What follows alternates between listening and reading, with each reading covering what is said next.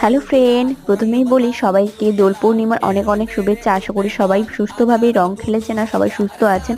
তো দোল পূর্ণিমা যেহেতু আজকে, তবে দোল পূর্ণিমা বলে তো আর বীজ লাগানো বা চারা গাছ লাগানো বা গাছ রোপণ করা তো থেমে থাকলে চলবে না। সেই জন্য যেই ক্যারেট দুটোর মধ্যে আমি শশার বীজ বসিয়ে রেখেছিলাম বা শশা গাছ হয়েছিল, সেই ক্যারেট দুটোর মধ্যেই আমি আজকে বিনসের বীজগুলো দিয়ে দিচ্ছি। প্রতিটা জায়গায় দুটো করে বীজ দিচ্ছি।